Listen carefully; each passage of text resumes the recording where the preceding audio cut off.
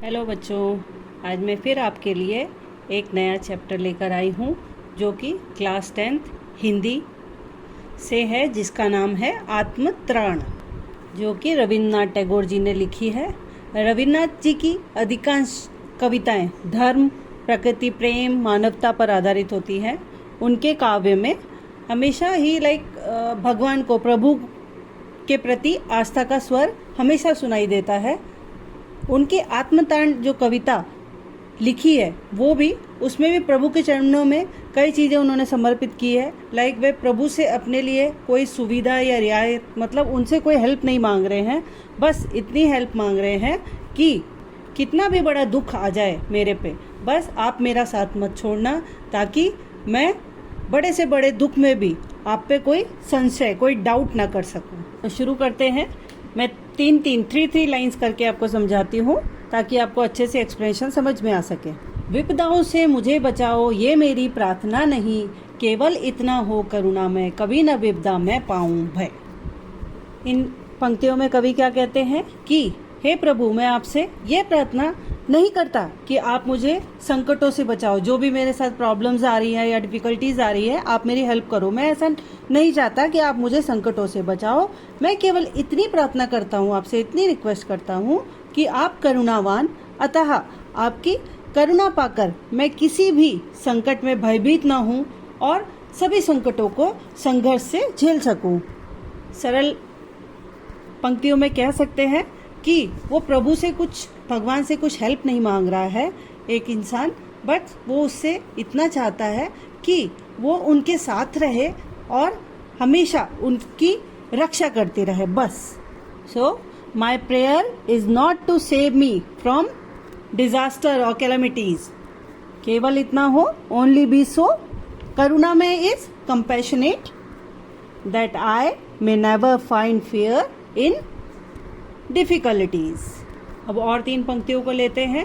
दुख ताप से व्यथित चित्त को ना दो सांत्वना, नहीं सही पर इतना होवे करुणा में, दुख को मैं कर सकूं सदा जय। ये जो बार बार हर पंक्तियों में करुणा में आ रहा है, ये भगवान का हम नाम ले रहे हैं एक तरीके से, कंपैशनेट, करुणा में हम भगवान को कह रहे हैं। तो एक इंसान फिर से भगवान को क्या कह रहा है, दुख ताप से व्यतीत,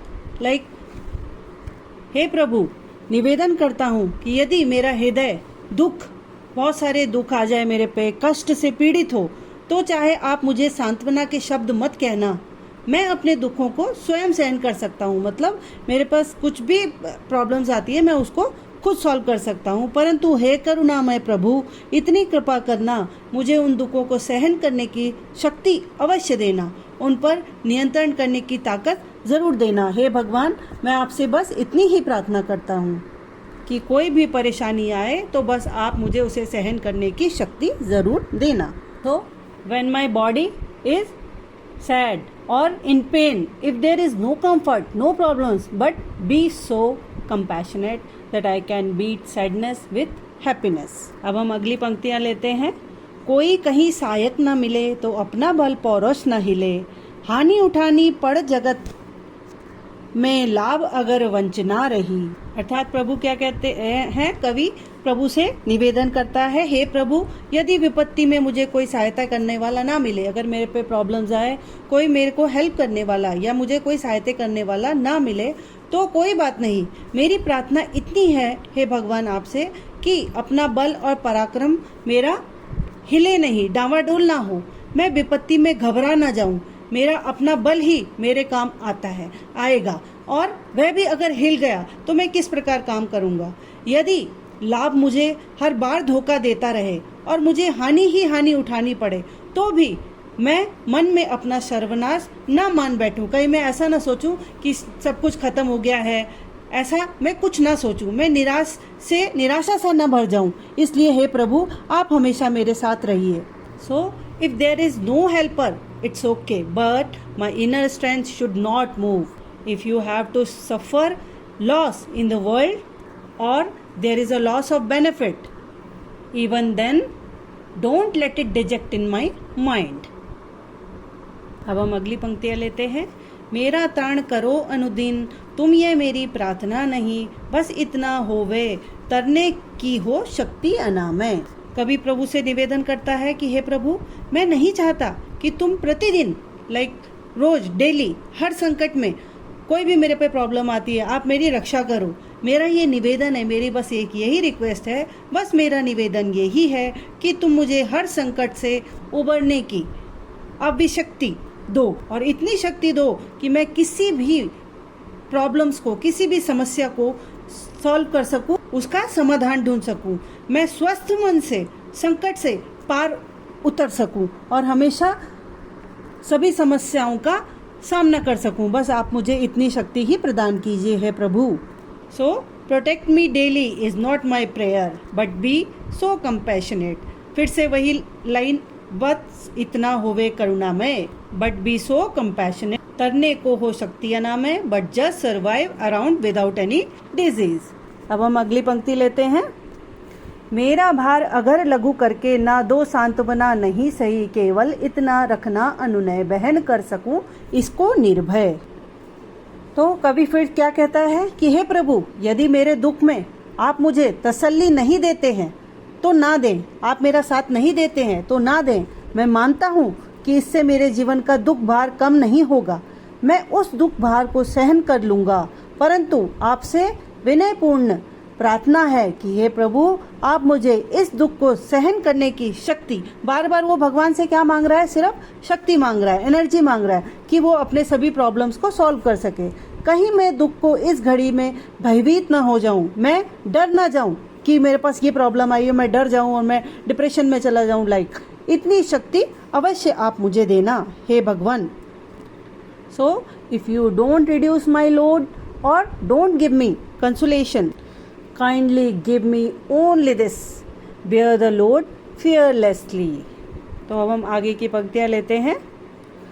नत शिर होकर सुख के दिन में, तब मुख पहचानो छिन्न छिन्न में, दुख रात्रि में करे वंचना, मेरी जिस दिन निखिल मही, उस दिन ऐसा हो करुणा में, तुम पर करूँ नहीं कुछ संशय।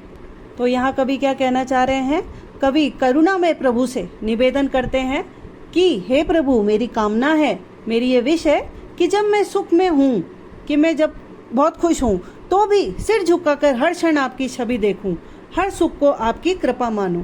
इसका अर्थ क्या है कि खाली सुख में ही प्रभु को, भगवान को याद नहीं करना चाहिए, दुख में भी याद करें, सुख में भी याद करें।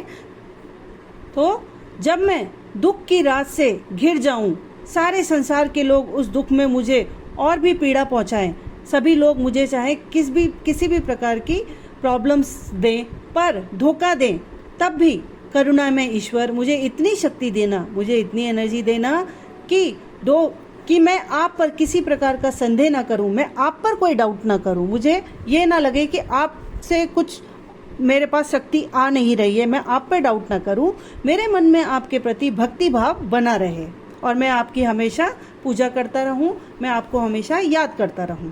सो the poet prays to the compassionate, O Lord, I wish that even when I am happy, I should bow my head and see your image everywhere.